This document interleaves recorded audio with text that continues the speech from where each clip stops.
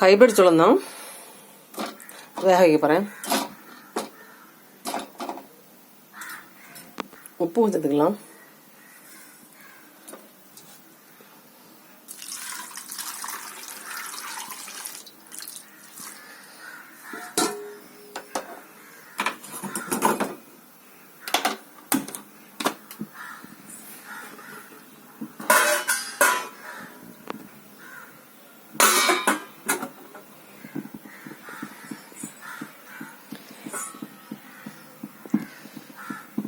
இது நாட்டு சோளம் கிடையாது, ஹைபிரிட் சோளம்.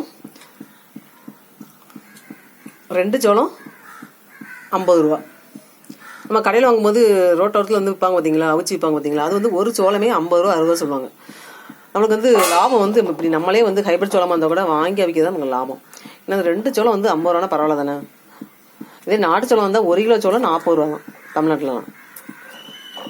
நாட்டு சோளம் கிடைக்காதப்ப இந்த மாதிரி நம்ம வேக வச்சு சாப்பிடும்போது, இந்த மாதிரி வாங்கி நம்ம கடையிலேருந்து வாங்கிட்டு வந்து அவிச்சு சாப்பிடும்போது நமக்கு வந்து சுத்தமான பொருளாக சாப்பிட்லாம். அதே மாதிரி விலை வந்து நமக்கு வந்து கொஞ்சம் கணிசமாக கிடைக்கும். நம்ம கடையில் அவிச்சியே வாங்கி சாப்பிடும்போது அது என்ன தண்ணியில் அவிக்காங்களோ, காரம் தூக்கலாக போட்டு தருவாங்க. இது வந்து வீட்டில் நமக்கு தேவை என்ன வேணுமோ வந்து போட்டு சாப்பிட்டுக்கலாம்.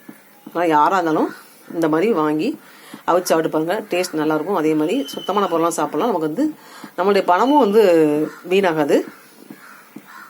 குக்கரில் வேக வைக்கவும் வச்சுக்கலாம். ஆனால் இது ஹைபிரிட் சோளங்கனால சீக்கிரமாக வெந்துடும். அதனால் குக்கரில் வேக வைக்கல, இந்த மாதிரி பாத்திரத்தில் வேக வச்சுட்ருக்கேன்.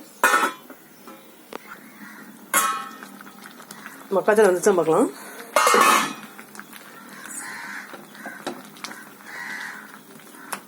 இன்னும் கொஞ்சம் வேகட்டும், இந்த தண்ணிலாம் வற்றட்டும். கரெக்டாக தண்ணி வச்சு வேக வைக்கும் போது தண்ணி மக்கில ஊற்ற தேவையில்லை. ஆனால் அதில் சத்துக்களை வீணாகாது. அப்படியே வந்து அந்த கொதிச்சோன்னா தண்ணி கொஞ்சமாக இருக்கும்போது ஆஃப் பண்ணி விட்டுடலாம்.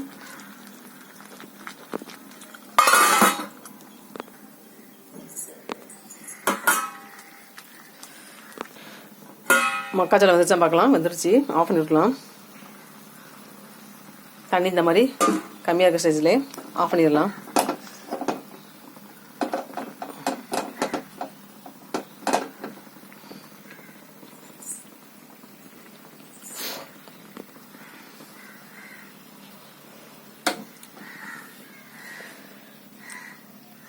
ஸ்வீட் கார்ன் ரெடி ஆயிடுச்சு.